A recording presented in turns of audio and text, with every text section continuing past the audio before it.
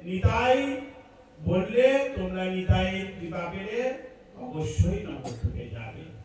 নবদ্বীপে এমনি কেউ যেতে পারে না নিতাই কৃপা ছাড়া, যেমন বৃন্দাবনে রাধারানীর কৃপা ছাড়া কেউ যেতে পারে না।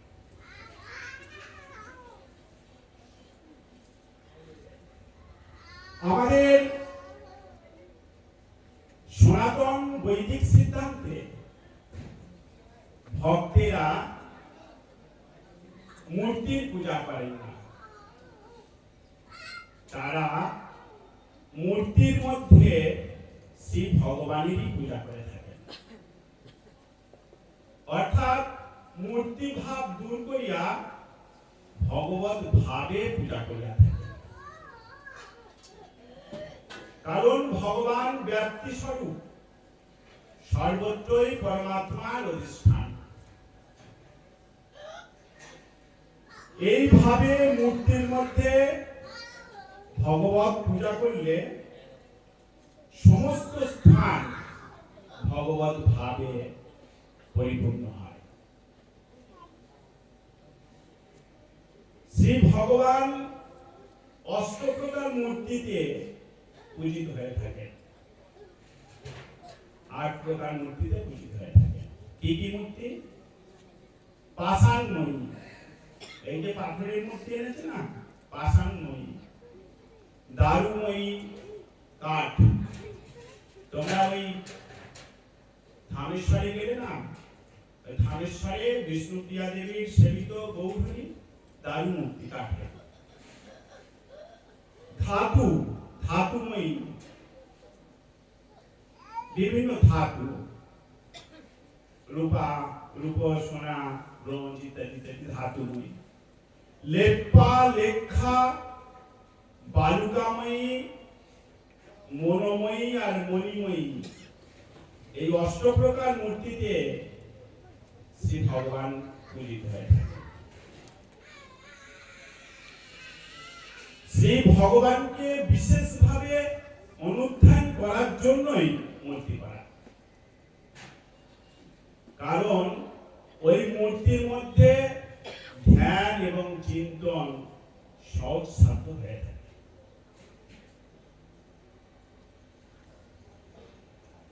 ওই মূর্তির মধ্যে ধ্যান এবং চিন্তন খুব সহজসাধ্য হয়ে থাকে।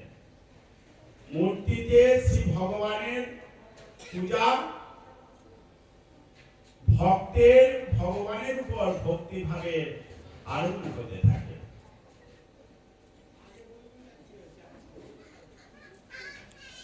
নিজ শ্রীমূর্তিতে নিজ পূজা বিষয়ে ভগবান গীতাতে বলেছেন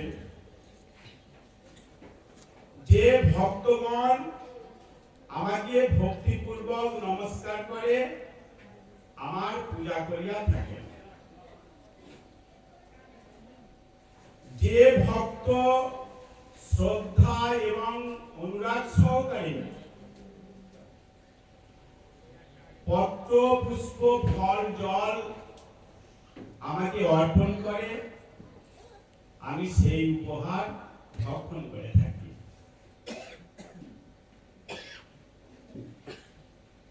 বিভিন্ন দেবদেবীগণ অর্থাৎ ব্রহ্মা, শিব, দুর্গা, লক্ষ্মী, গণেশ, সূর্য, কার্তিক ইত্যাদি ইত্যাদি দেবদেবীগণ, ব্রাহ্মণগণ, আচার্যগণ, মাতা পিতা ইত্যাদি ইত্যাদি গুরুজনগণ, জ্ঞানী জীবনমুক্ত মহাপুরুষগণ, এদের যদি মূর্তি না থাকে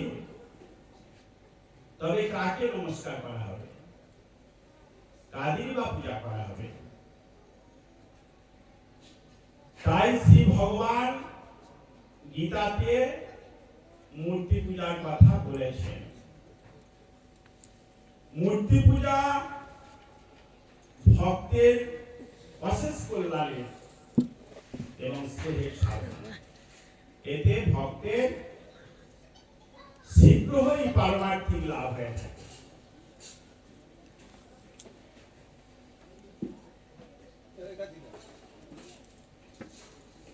মূর্তিকে আমরা ভালো কথায় কি বলি? বিগ্রহ। বিগ্রহ। মূর্তিকে আমরা ভালো কথায় বলি বিগ্রহ। মূর্তি বা বিগ্রহ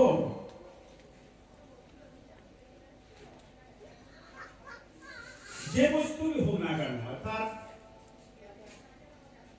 পাথর, কাঠ, মাটি, রূপা, যে বস্তুই হোক না কেন বা ছোট বড় যে প্রকারই হোক না কেন, কখনোই বস্তু জ্ঞান ভাবলে হবে না, অর্থাৎ জড় বস্তুর ন্যায় বিগ্রহকে ভাবলে হবে না।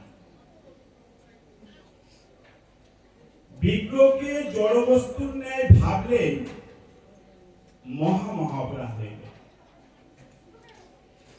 বিগ্রহ হলো ভগবানের, শ্রী বিগ্রহ হলো চিন্ময় সচ্চিদানন্দ। সচ্চিদানন্দ সৎ চিৎ আনন্দ, সচ্চিদানন্দ। সৎ দ্বারা ভগবানের অবতার দেহ সৃষ্ট হয়, চিৎ দ্বারা তার শরীরের প্রকাশ, আর আনন্দ দ্বারা তার শরীরের আকর্ষণ ঘটে। তাই সচ্চিদানন্দ, সচ্চিদানন্দ বিগ্রহ। ভগবানের দেহ আমাদের মতো পঞ্চভূতের উপাদানে সৃষ্ট নয়। পঞ্চভূতের উপাদানে সৃষ্ট কাদের শরীর? মানুষের শরীর, আমাদের শরীর। আকাশ, বাতাস, জল, অগ্নি, মাটি দিয়ে আমাদের শরীর সৃষ্টি। স্বর্গের দেবতাদের শরীরও পাঞ্চভৌতিক। আর এই পাঞ্চভৌতিক দেহ মানে মরণশীল, কিন্তু এক একটি তত্ত্ব প্রদান হয় স্বর্গের দেবতাদের শরীর মানুষের থেকে অনেক উন্নত। যেমন স্বর্গের দেবতাদের শরীর তেজস তত্ত্ব প্রধান, বায়ু দেবতার শরীর বায়ু তত্ত্ব প্রধান, বরুণ দেবতার শরীর জল তত্ত্ব প্রধান, আর মানুষের শরীর কি না পৃথিবী তত্ত্ব প্রধান। কিন্তু এইসব তত্ত্ব রহিত হলো ভগবানের শরীর, কারণ এইসব কিছুই নাই ভগবানের। এইসব তত্ত্ব রহিত কিছুই নাই, কিন্তু ভগবান যখন লীলাবতার করেন তখন তার শরীর কিন্তু পঞ্চভূতের শরীরের মতো দেখায়। তখন ভক্তের ভাব অনুযায়ী তার খিদে লাগে, পিপাসা লাগে, ঘুম পায়, গরম ঠান্ডা অনুভূত হয় এবং ভয়ও হয়।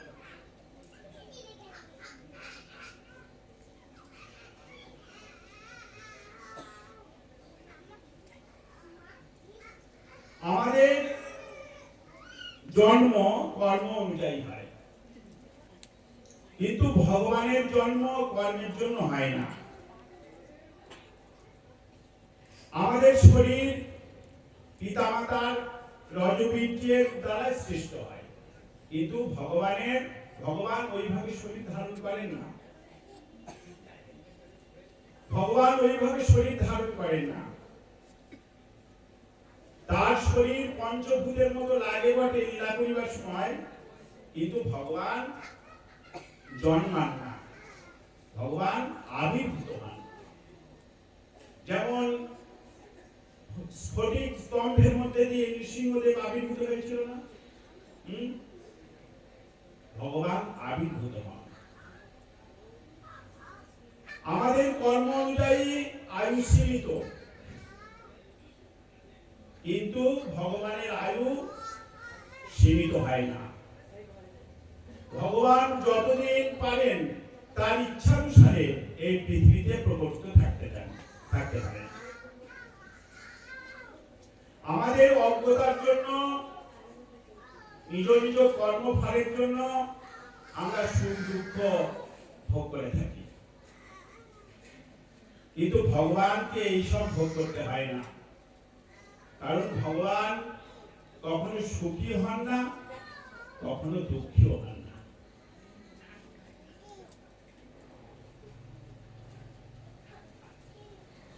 মূর্তি দ্বারা শ্রী ভগবানের পূজা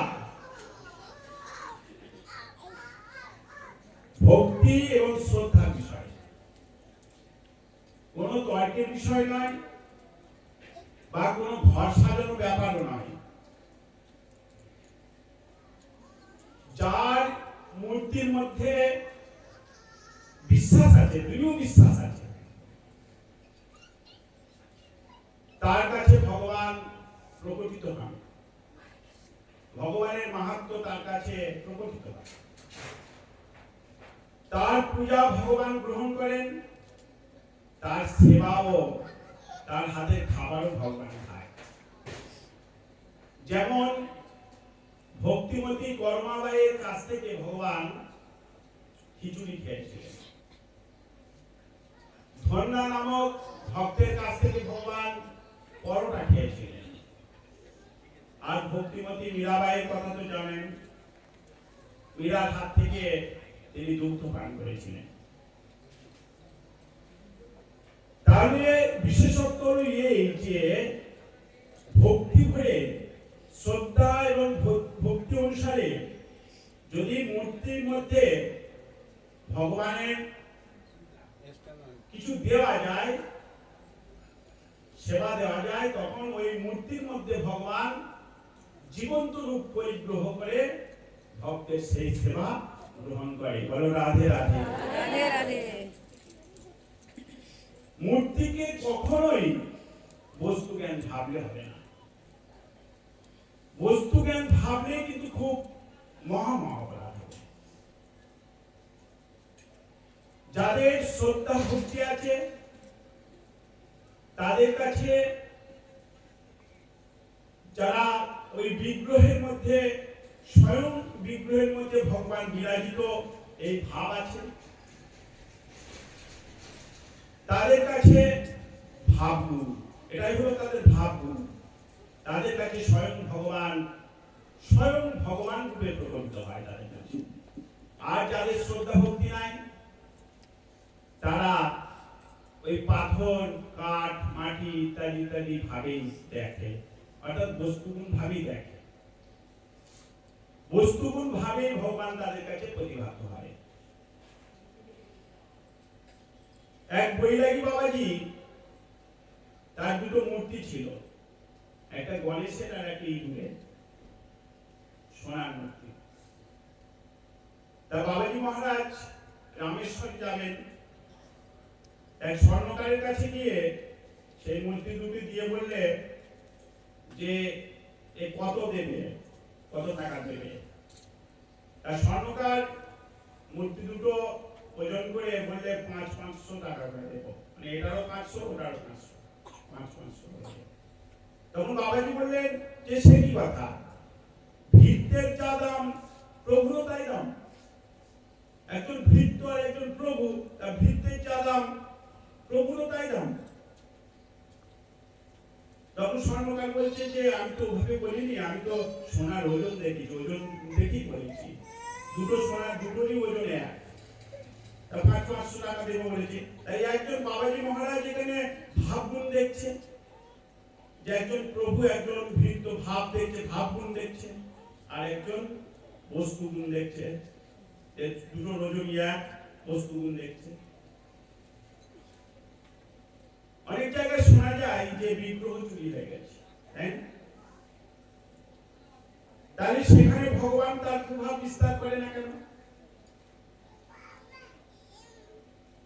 ভগবান যেখানে বিগ্রহ আছে সেখানকার ভক্তরা যদি এই বিগ্রহের মধ্যে সাক্ষাৎ ভগবান বিরাজিত, এই দৃঢ় বিশ্বাস তাদের আছে, তাহলে সেখানে যদি কোনো অধার্মিক মানুষরা বিগ্রহ ভাঙতে যায় বা চুরি করতে যায়, ভগবান তার প্রভাব বিস্তার করে। কিন্তু বিগ্রহের যদি বিশ্বাস না থাকে, তাহলে ওইসব ধার্মিক অধার্মিক লোকেরা তারা বস্তু জ্ঞান ভাবে তারা ওই চুরি করে, বিগ্রহ ভাঙে, কাজে তাদের কাছে ভগবান তার প্রভাব বিস্তার করে না, তারা তো বস্তু জ্ঞানে দেখছে। যেমন গুজরাটের সুরাটের কাছে এক শিবলিঙ্গ আছে, সেই শিবলিঙ্গ অজস্র ফুটো আছে, সেই শিবলিঙ্গের মধ্যে অজস্র ফুটো ছিদ্র। কারণ সেই শিবলিঙ্গ সেখানকার অধিবাসীরা সাক্ষাৎ ভগবান শিব, সেটা তারা মান্য করে, সবসময় সেটা মনে করে। তাই দুর্বৃত্তরা যখন সেই শিবলিঙ্গকে ভাঙতে এসেছে, ভগবান তার প্রভাব বিস্তার করেছে। কি করেছে না, সেই শিবলিঙ্গ থেকে ফুটো মানে ছিদ্র হয়ে হাজার হাজার ভিমরুল বার হয়ে সেই দুর্বৃত্তদের তাড়া করেছে, তার প্রভাব বিস্তার করেছে। তাই সেখানে ভক্তি ছিল, সেই শিবলিঙ্গকে ভগবান ভাবে তারা ভাবছিল। ভাব ছাড়া ভগবানকে কখনোই ধরা যাবে না। ভগবানের রাজ্যে বস্তুর প্রাধান্য নেই, কিন্তু ভাবের প্রাধান্য আছে। ভগবানের কোনো কিছুর অভাব নেই, বা কোনো কিছু পেতেও তার ইচ্ছা নেই, কোনো কিছু পাবে যে পেতেও তার ইচ্ছা নেই। শুধুমাত্র ভক্তের দেওয়ার ভাবটির জন্যই তিনি প্রসন্ন হন। ভক্তের ভাব যদি হয় যে আমি ভগবানকে খাওয়াবো, তখন তার খিদে পায়, তার সেবা গ্রহণ করে, ভগবান তার সেবা গ্রহণ করে, তার পূজা গ্রহণ করে। আর সেই ভক্তের অর্পিত বস্তু ভগবান যে গ্রহণ করেন, সেই বস্তু আর বিনষ্ট হয় না, তা দিব্য চিন্ময় হয়ে ওঠে। সেই প্রসাদ দিব্য চিন্ময় হয়ে যায়। আর সেই দিব্য চিন্ময় প্রসাদ যদি ভক্তরা সেবা করেন, সেই প্রসাদের মাহাত্ম্যে তার অন্তরের মল সব দূরীভূত হয়। তাই আমাদের প্রসাদ ভোজী হওয়া দরকার নাই কি? আমাদের সবার কৃষ্ণ ভক্তের প্রসাদ ভোজন করা অবশ্যই দরকার। এই প্রসাদের মাহাত্ম্যে অনেক গুণ হয়, অনেক গুণ পাওয়া যায়। সেই প্রসাদের মাহাত্ম্যে তারা তাদের সেই অন্তরের মল সমস্ত কিছু দূরীভূত হয়ে তাকে শুদ্ধ পবিত্র করে তোলে। তাই এগুলো প্রয়োজন। আমাদের আদি গুরু অদ্বৈত আচার্য, অদ্বৈত আচার্যের পিতৃদত্ত নাম ছিল কমলাক্ষ। কমলাক্ষ লাউকের বারেন্দ্র ব্রাহ্মণ কুলে তার জন্ম হয়। পিতার নাম ছিল কুবের আচার্য, অনেকে তর্ক পঞ্চানন বলে ডাকতেন। আর কুবের পণ্ডিত ওই লাউরের রাজা দিব্য সিংহের সভা পণ্ডিত ছিলেন। তা কমলাক্ষ, বালক কমলাক্ষ যে স্কুলে পড়তেন, সেই স্কুলের সহপাঠী ছিল ওই দিব্য সিংহের রাজকুমার। সেই সূত্রে কমলাক্ষকে রাজা দিব্য সিংহ খুব স্নেহ করতেন। দীপান্বিতা উৎসব উপলক্ষে বালক কমলাক্ষকে নিয়ে অদ্বৈত আচার্য এই বালক কমলাক্ষকে নিয়ে ওই দিব্য সিংহ রাজা নিজ কালিকা মন্দিরে গেল দর্শন করতে। শিলাময়ী কালিকা, কালিকা মন্দিরে গেল দর্শন করতে। তা সেখানে গিয়ে রাজা দিব্য সিংহ তো খুব ভক্তি ভরে কালিকা মাকে প্রণাম করলেন, কিন্তু বালক কমলাক্ষ প্রণাম করলেন না। তখন দিব্য সিংহ রাজা বলছেন যে কমলাক্ষ প্রণাম করো, কিন্তু প্রণাম করলেন না। কমলাক্ষ কালিকা মায়ের ঐশ্বর্য দর্শন করছে, সেটা রয়েছে, সব দেখছে কেমন ভাবে ঐশ্বর্য দর্শন করছে। আবার দিব্য সিংহ রাজা বললেন যে কমলাক্ষ প্রণাম করো, কিন্তু করলে না। তখন রাজা দিব্য সিংহ বললে, কমলাক্ষ তুমি কালিকা মাকে প্রণাম করলে না কেন? প্রভু বলে পরম ব্রহ্ম স্বয়ং ভগবান ইহমোর সাধ্য বস্তু কেহ নহে না। নানা মতে যেই যায় তার বিড়ম্বনা, বিজ্ঞজনে একৃষ্টে করে ভাবনা। বলছে যে স্বয়ং ভগবানই আমার আরাধ্য, আমার সাধ্য সাধন ইষ্ট বস্তু। অন্য দেবদেবীর উপাসনা মানুষ শুধু বিড়ম্বনা মাত্র। এই কথা শুনে, বালকের কথা শুনে পিতা কুবের পণ্ডিত রাজার পক্ষ হয়ে বললেন, ওহে পঞ্চানন, ওহে পঞ্চানন বলা হয়, কমলাক্ষকে আবার পঞ্চানন বলা হয়। ওহে কমলাক্ষ, বিভিন্ন দেবদেবী একই ব্রহ্মের রূপ, অতএব দেবদেবী দেশ করা তো মহা উপকার, মহা পাপ। ভগবান রামচন্দ্র সাক্ষাৎ নারায়ণ হয়েও সীতা উদ্ধারের জন্য দেবী পূজা করেছিল। জগৎ মাতা দেবী দয়াবতী, তারে ভোজে মুক্তি পেয়েছে কত জ্ঞানী ব্রতী। অতএব তুমি কালিকামাকে প্রণাম করো, তোমার কোনো বিপদ রহিবে না, তোমার মনস্কামনা পূর্ণ হবে। প্রভু বলে, শুনো পিতা, না করিও রোষ, একইষ্ট না হইলে হয় বহু দোষ। পিতা, আমার কথায় তুমি রাগ করো না। ভগবানই হলো সর্বমূল, তাকে পূজা করলে সমস্ত দেবদেবী প্রসন্ন হয়। যেমন বৃক্ষমূলে জল সেচন করলে শাখা পল্লবাদি সবাই তৃপ্ত হয়, তার সমস্ত দেবদেবীর মূল হলো ভগবান শ্রীকৃষ্ণ। শ্রীকৃষ্ণকে পূজা করলে সব দেবদেবী প্রসন্ন। আর তাছাড়া জগৎ মাতা ভগবতী, তিনি যদি জগতের মাতা, জগৎ তার সন্তান, তবে তার সামনে কেন পুত্রবধ হয়? পুত্রবধে তিনি উল্লসিত হন। প্রাণী হিংসা, মায়ের সামনে পুত্রবধ কোন শাস্ত্রে আছে? এমনি ভাবে পিতা এবং পুত্রের বহুক্ষণ ধরে তর্ক বিতর্ক চলে। তাদের কথা শুনে, বালকের ওই কমলাক্ষের কথা শুনে সভাসুদ্ধ লোক সবাই বিস্মিত হয়ে যায়। তখন কমলাক্ষ পিতা সর্বারাধ্য পরম গুরু, তাই তার সম্মানের জন্য গিয়ে বললে, প্রভু বলে, পিতা অপরাধ ক্ষম, এখনই আমি কালিকা মাকে করিনু প্রণাম। পিতা, আমার অপরাধ হয়ে গেছে, আমি এখনই কালিকা মাকে প্রণাম করছি। বলে সেই শিলাময়ী কালিকাকে যখন প্রভু কমলাক্ষ প্রণাম করতে গেল, এবং সেই শিলাময়ী কালিকার মধ্যে দেবী অন্তর্ধান করে সঙ্গে সঙ্গে সেই শিলাময়ী কালিকার মধ্যে ফেটে চৌচির হয়ে গেল। কারণ সেই দেবী ছিল চেতনা, নিজ প্রভুকে দেখে করিল এই ঘটনা।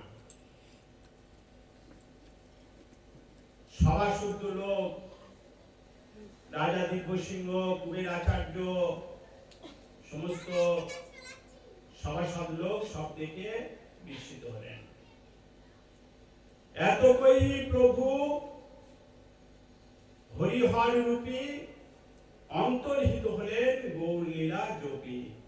তখন সেখান থেকে গৌর লীলা জপতে জপতে কমলাক্ষ অন্তর্ধান করলেন। সেই বললেন যে কৃষ্ণ ভক্তের কখনোই প্রসাদ গ্রহণ করতে নেই অন্যান্যদের থেকে। অনেক প্রশ্ন করে যে কৃষ্ণ ভক্তেরা কেন অন্যান্য দেব দেবীর প্রসাদ গ্রহণ করে না, কেন করে না? এতে অনেক রকম দোষ ত্রুটি পাওয়া যায়। এমনকি কৃষ্ণ ভক্তের কোনো দেবদেবীর পূজা অর্চনা করা হবে না, পূজা করবে না, কারণ তিনি তো সর্বমূল। তাকে পূজা করলে তো সব সমস্যা হয়ে যাবে, সব মিটে যাবে। সেই অনাদিরাদি গোবিন্দকে পূজা করলে সব হয়ে যাবে, আর অন্য কিছু পূজা করার দরকার নেই। কারণ আপনি যে নৈবেদ্য অন্যান্য দেবদেবীগণকে দিচ্ছেন, কেউ কালী পূজা করছে, কেউ সরস্বতী ইত্যাদি ইত্যাদি দেবদেবীগণকে পূজা করছেন, তাদের নৈবেদ্য দিচ্ছেন, সেই নৈবেদ্য কিন্তু তারা সরাসরি গ্রহণ করছে না। তারা সেই নৈবেদ্য তাদের স্বামী অনাদিরাদি গোবিন্দকে নিবেদন করে তবেই পাচ্ছে। রাধে রাধে রাধে রাধে। কারণ শাস্ত্র বলছে দেবলোক পিতৃলোক আদি সাধুজন বিষ্ণুর প্রসাদ বিনু না করে গ্রহণ। অর্থাৎ আমাদের এই লোক থেকে ঊর্ধ্বলোক যত আছে সব ভগবানের প্রসাদ। ভগবানের প্রসাদ ছাড়া কেউ গ্রহণ করে না, আর ভগবানের প্রসাদ ছাড়া কৃষ্ণ ভক্ত কোনো কিছুতে লালায়িত নন। তাই অন্যান্য দেবদেবীর প্রসাদ গ্রহণ করলে কি হয়? দুই রকমের দোষ হয় আমাদের। সাহজিক দুই দোষ: প্রসাদ ভোজন, বৈষ্ণবতা যায় আর দেবস্ব হরণ। নিজের বৈষ্ণব ধর্ম নষ্ট হয়ে যায়। বৈষ্ণব হইয়া অন্য দেবেরও প্রসাদ না খাইব, যাতে যায় নিজ ধর্মবাদ। অনেকে বলে যে যখন অন্যান্য দেবদেবীর প্রসাদ গ্রহণ করে না, অনেকে নানান রকম কথা বলে থাকে, কিন্তু তারা তো জানে না তো। তার বৈষ্ণব দেবস্বরণ, অর্থাৎ অন্যান্য দেবদেবীকে তুমি পূজা করলে কি হবে? তার দিকে আকর্ষণ করবে। আর অন্যান্য দেবদেবী পূজা করলে ভক্তি মুক্তি আদি কামনা বাসনা হৃদয়ে জাগ্রত হবে, ভক্তি অন্তর্হিত হবে। কৃষ্ণ প্রেম যে গৌর প্রেম, সেই ভক্তি তোমার অন্তর্হিত হবে।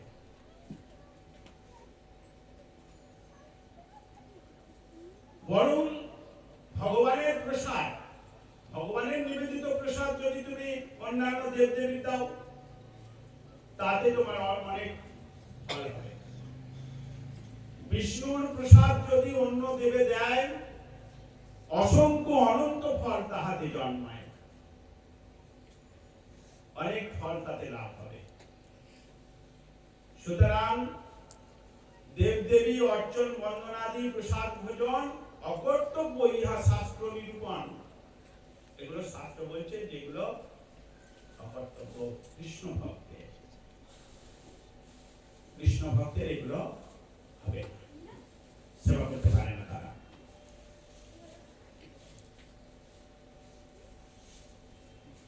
পরম করুণাময় শ্রী ভগবান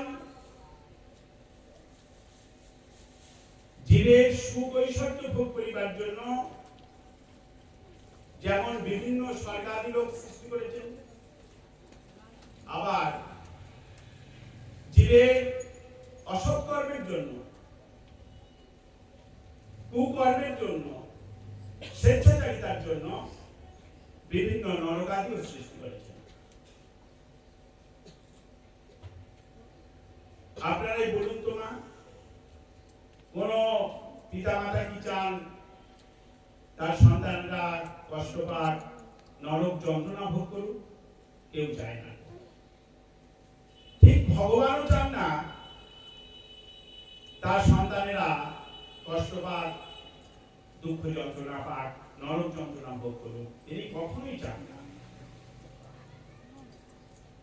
তবু জীব কলির সহচর কাম ক্রোধের বশবর্তী হয়ে তাদের দাসত্ব স্বীকার করিয়া সেই নরকাদি যন্ত্রণা ভোগ নিজ স্বীকার করে নিচ্ছে। এ কেবলই জীবের নিজকৃত কর্মের ফল, এতে ভগবান কোনোভাবেই দায়ী নয়। তবুও পরম কারণিক শ্রী ভগবান জীবের উপর তার কৃপা সবসময় বর্ষিত হচ্ছেন।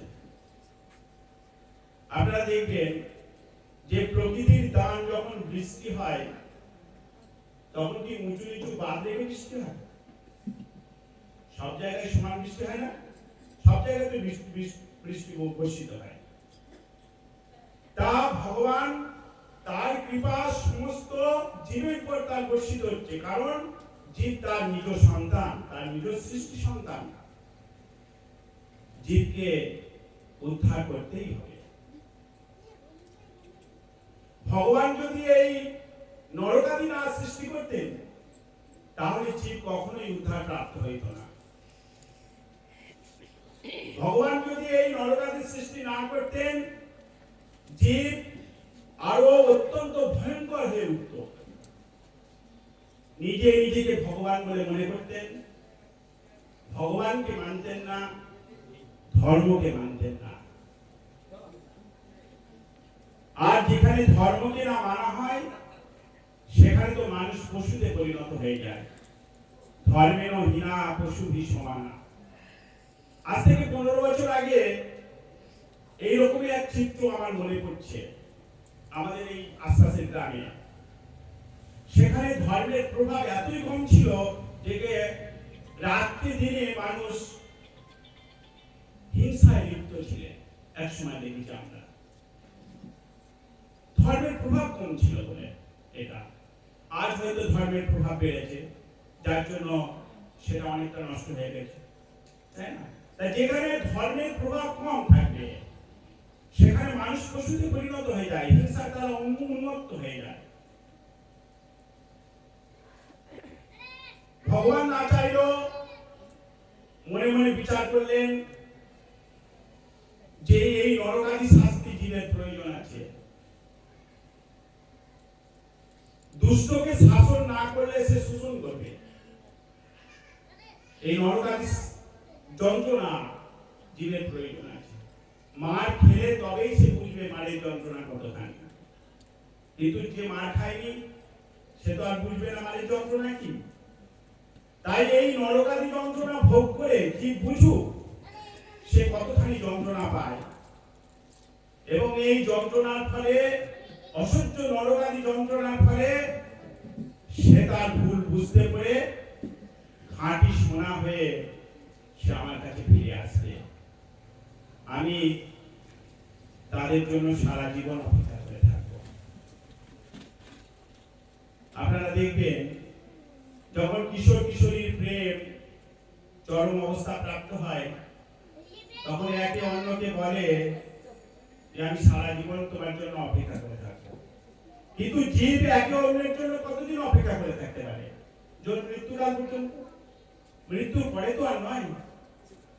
কিন্তু যিনি অনাদি আদি গোবিন্দ, যিনি নিত্য শাশ্বত সনাতন, যার জন্ম নাই মৃত্যু নাই, যিনি কালের কাল, সেই অনাদি আদি গোবিন্দ দীপ্ত কণ্ঠে ঘোষণা করে বলছেন যে হে জীব, তোমরা ফিরে এসো আমার কাছে, তোমরা ফিরে এসো আমার কাছে। আমি সারাটা জীবন অনন্ত কাল ধরে তোমাদের জন্য অপেক্ষা করবো, তোমরা ফিরে এসো আমার কাছে। যতই তোমরা কাদা ধুলো মেখে থাকো না কেন, আমি ঠিক পরিষ্কার করে তোমাদের করে তুলে নেব, তোমরা ফিরে এসো আমার কাছে। এই সংসার হলো সেই কাদা ধুলোর স্থান, যেখানে আমরা অনাদিকাল থেকে শুধু কাদা ধুলো মেখে ভূত সেজেই আছি, কখনো পরিষ্কার হইবার চেষ্টা করিনি। এই সংসারকে শাস্ত্রে মহারৌরব বলছেন। মহারৌরব, রৌরব হলো একটি নরকের নাম, যেখানে নিজকৃত কর্মের ফলে মানুষ ভয়ঙ্কর সব শাস্তি পেয়ে থাকে। কিন্তু সংসারে কি এমন শাস্তি আছে যার জন্য সংসারকে মহারৌরব বলছে মহাজনেরা? শাস্ত্র বলছে মহারৌরব বলছে। কি শাস্তি আছে সংসার? শাস্ত্র বলছে সংসার সাগরং ভরং, সংসার ঘোর সাগর তুল্য। এই ঘোর সাগরে পড়ে অনাদিকাল থেকে জীব হাবুডুবু খাচ্ছে, বাঁচার চেষ্টা করছে, কিন্তু কোনো অবলম্বন পাচ্ছে না যে তাকে আশ্রয় করে বাঁচবে। জন্মগ্রহণ করছে, আবার মৃত্যু, আবার জন্ম, আবার মৃত্যু, আবার জন্ম, আবার মৃত্যু হয়ে চলেছে। আর মৃত্যুর মতো বড় শাস্তি জগতে আর দ্বিতীয় নাই। সেই মৃত্যু যন্ত্রণা এই সংসারে মৃত্যু হয়ে চলেছে। আপনি একটু ভাবুন, আজ এর একজন মারা যাচ্ছে, কালো মারা যাচ্ছে, পরশু, তাই না? প্রত্যেক সংসারে হচ্ছে, নিত্য মারা যাচ্ছে। আর এই মৃত্যুর মতো বড় শাস্তি আর জগতে কিছু নাই। সেই মৃত্যু যন্ত্রণা এই মহারৌরব নামক সংসারে হয়ে চলেছে। তাহলে এই মহারৌরব থেকে, এই মহানরক থেকে আমাদের উদ্ধারের পথ কি? শ্রীমান মহাপ্রভু শ্রীপাদ সনাতন গোস্বামী দ্বারা আমাদের শিক্ষা দিলেন। এত কহি প্রভু বলে শোনো সনাতন, কৃষ্ণ বড় দয়াময় পতিত পাবন, মহারৌরব থেকে তোমার করিল উদ্ধার, কৃপার সমুদ্র কৃষ্ণ গম্ভীর অপার, একমাত্র মুক্তি পথ শ্রীকৃষ্ণ ভজন, গুরু মন্ত্র জপ সহ সেবন পূজন। এই মহারৌরব থেকে একমাত্র মুক্তি হলো শ্রীকৃষ্ণ ভজন। শ্রীকৃষ্ণ ভজন করতে হবে। তাহলে শ্রীকৃষ্ণ ভজন কেমন ভাবে করবেন? যদি কেউ সরাসরি কৃষ্ণকে ভজন করেন, কৃষ্ণের কৃপা লাভ হয়তো পাবে কিন্তু কৃষ্ণকে পাবে না, মোক্ষ পাবে না, মোক্ষ লাভ করতে পারবে না সে। ভগবান বলছেন যে ও আমাকে ভজন করছে ঠিকই, কিন্তু তাতে ও ক্লেশ পাচ্ছে আর আমিও শান্তি পাচ্ছি না, কিন্তু ও যদি আমাকে না ভজন করে সরাসরি, যদি গুরুকে ভজন করে, তাহলে ও শীঘ্রই আমাকে লাভ করতে পারবে। কারণ গুরুর মধ্যে আমি সব দিয়েছি, গুরুই আমার ঘনীভূত শক্তির প্রকাশ। গুরু কৃপা করলে তবেই আমি পাবো। জগতে এখনো অনেক মানুষ আছে কঠিন ভাবে ভজন করেন, যারা গুরু আশ্রয় এখনো করেন। কৃষ্ণের কৃপা পাবে কিন্তু কৃষ্ণকে কোনোদিন পাবে না। অনেক মানুষ নিজ নিজ সাধন ভজন করে খুব কম ব্যক্তি ভগবানকে লাভ করেছে, খুব কম ব্যক্তি। কিন্তু গুরু কৃপায়, ভক্তের কৃপায়, সাধুগুরু বৈষ্ণবের কৃপায় ভগবানকে লাভ করেছে অনেক ব্যক্তি, দৃষ্টান্ত দেখা যায়। কৃষ্ণ কৃপা জগৎময়, গুরু কৃপা কোনো ভাগ্যবানে হয়। কৃষ্ণের কৃপা তো সবসময় সবার করেই বর্ষিত, কিন্তু গুরু কৃপা লাভ করা বড় সাধ্য সবসময়। কৃষ্ণ যদি কৃপা করে কোন ভাগ্যবানে, গুরু অন্তর্যামী রূপে শিখায় আপন। ভগবান শ্রীকৃষ্ণ যাকে কৃপা করেন, তিনি সরাসরি কৃপা করেন, তিনি গুরুর মাধ্যমে কৃপা করেন, গুরু রূপে আর অন্তর্যামী রূপে। গুরু রূপে কিভাবে? না, গুরু রূপে তিনি মন্ত্র দেশাদির দ্বারা, মন্ত্র উপদেশাদির দ্বারা কৃপা করে থাকেন। আর অন্তর্যামী রূপে তিনি হৃদয়ে প্রেরণার দ্বারা, অর্থাৎ মহন্ত রূপী শিক্ষা গুরু দ্বারা উপদেশাদি আর দীক্ষা গুরু দ্বারা গুরু রূপে কৃপা করে থাকেন। এই যে দীক্ষা কথাটা যেটা উঠল, এই দীক্ষা কখনোই যত্রতত্র দেওয়া উচিত নয়। এই দীক্ষা যত্রতত্র দিলে কি হয় না, ভক্তি বৃদ্ধি পায় না, ভক্তি সুস্থ হয়ে যায়। ভক্তি তো সব, তাই সেই ভক্তি যদি আমার হৃদয়ে না এলো, গৌর প্রেম যদি না এলো, তাই দীক্ষা নেবার কি প্রয়োজন? কোনো দরকার নেই, যেমনটি আছে তেমনটি থাক। দীক্ষা কখনোই যত্রতত্র নেবে না, বা কখনোই যত্রতত্র কারো দেওয়া উচিত নয়। মহাপ্রভু স্বয়ং ভগবান, পূর্ণব্রহ্ম ভগবান, তার যখন উপনয়ন সংস্কার করতে হয়েছিল, তখন মাস, লগ্ন, দিন, ক্ষণ দেখে বিচার করে আচার্যগণেরা, অমরনাথ মিশ্র আচার্যরা তাকে দীক্ষা দিয়েছিলেন।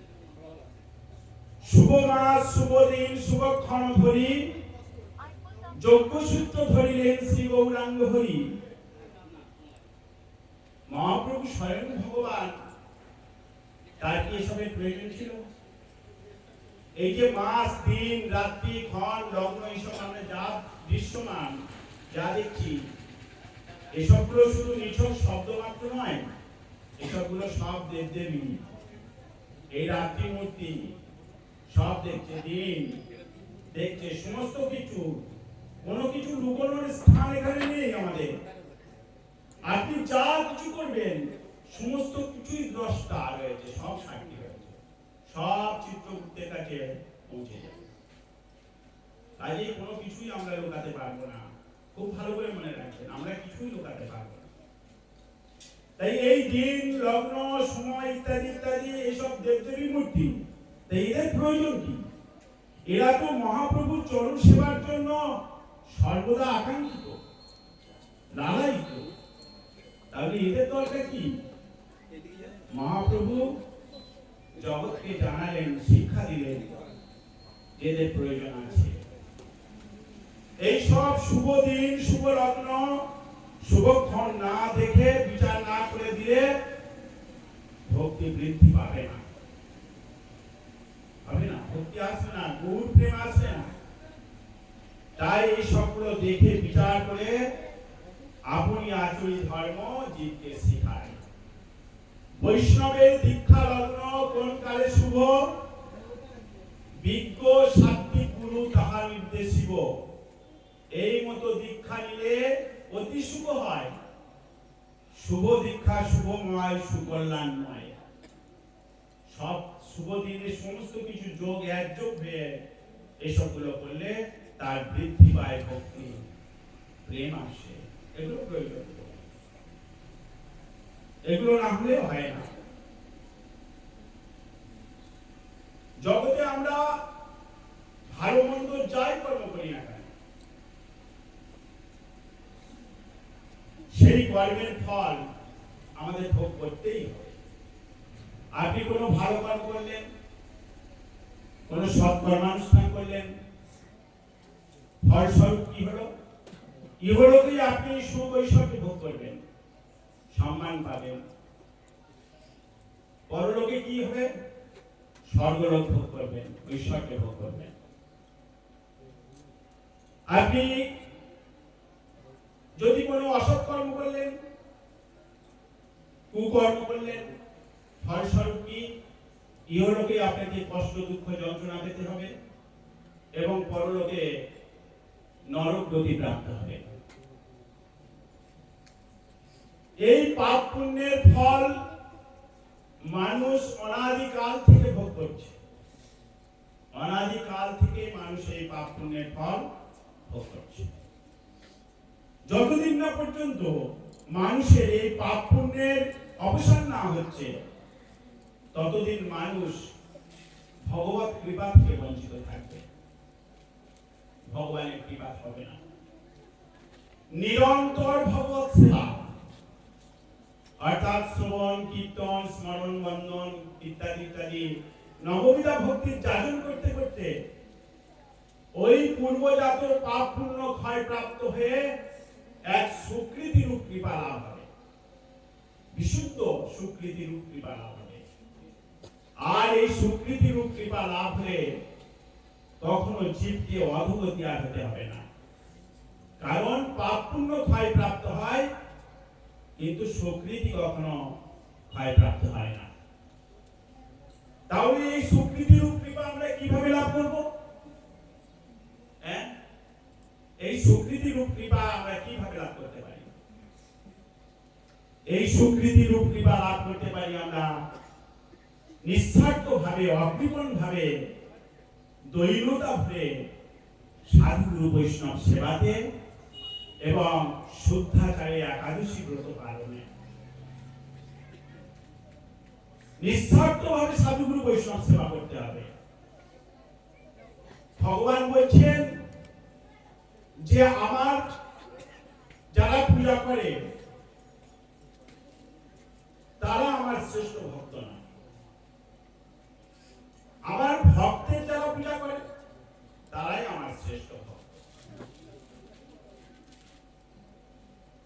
নিজ পূজা বিষয়ে শ্রীমদ্ ভাগবতে উদ্ধবকে ভগবান শ্রীকৃষ্ণ বললেন যে আমার পূজার থেকে আমার ভক্তের পূজা গরিয়সী। তাহলে এই যে ভক্ত সেবা, সাধু গুরু বৈষ্ণবদের সেবা, এটাই হলো ভগবত সেবা। এই ভগবত সেবা করতে পারলেই তবেই তো তুমি ভগবান কৃপা পাবে, স্বীকৃতি লাভ করতে পারবে, না হলে কখনোই হবে না। ভক্তের সেবা দাও, ভক্তের সেবা করো, সাধু গুরু বৈষ্ণবের সেবা করো, তাহলে এমনিই তোমার ভগবত কৃপা হয়ে যাবে। বলো রাধে রাধে। তোমাকে আর ভগবানের সেবা করতে হবে। এই যে রাধা মাধবের বিগ্রহ এই বাড়িতে এসেছে, এটি আপনার কি এসেছে? না, কখনোই আপনার কি আসেনি। ভক্তের দ্বারা এসেছেন, ভক্তের হাতে সেবা পাওয়ার জন্য এসেছেন এবং পূর্বের স্বীকৃতির ফলে ভক্তের মনোবাসনা পূর্ণ করতে এসেছেন।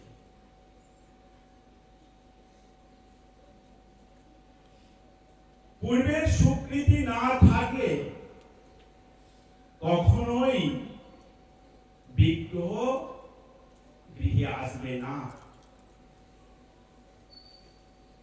যদি পূর্বের স্বীকৃতি থাকে তাহলে কুলে ঘরেও রাধা মাধবের বিগ্রহ এসে উপস্থিত হবে। কিন্তু পূর্বের স্বীকৃতি যদি না থাকে, 1000 কোটি টাকা থাকলেও তার ঘরে অন্তত বিগ্রহ আসবে না। বলো রাধে রাধে। এটা 100% প্রাণ। বিগ্রহ এসছে, এই বিগ্রহ রেখে আমাদের কর্তব্য কি? ভক্তের কর্তব্য কি? ভক্তের কর্তব্য হলো বিগ্রহকে সেবা অর্চন বন্দনাদি করে তাকে একেবারে তার চরণে আত্মসমর্পণ করা, সম্পূর্ণ আত্মসমর্পণ করতে হবে। এই বিগ্রহ কিন্তু এমনি আসেনি, পূর্বের বহু বহু স্বীকৃতি ফলে এসছে। এই বিগ্রহ সচ্চিদানন্দ চিন্ময় বিগ্রহ, এই বিগ্রহকে সেবা করলেই মানব জন্ম ধন্য হবে।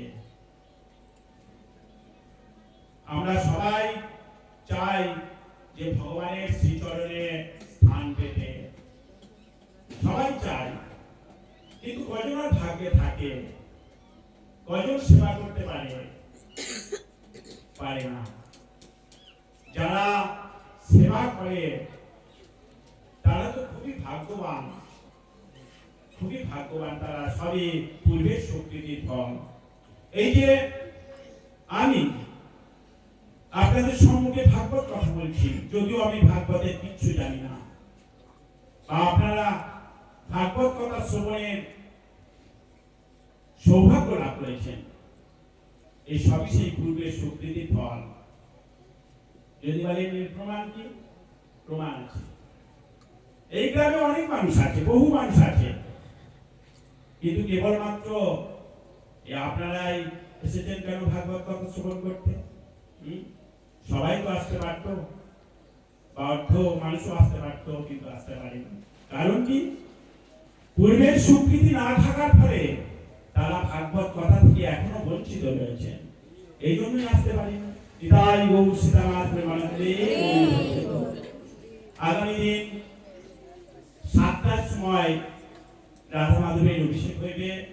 আপনারা সবাই শঙ্খ নিয়ে আসবেন, কিছু কিছু ফুল নিয়ে আসবেন, তুলসীর প্রয়োজন অনেক। অভিষেক হবে, 12টার সময় ভোগ হবে, নাম সংকীর্তন তো থাকবেই, ভবেশ বাবু সবাই আসবেন। সবার কাছে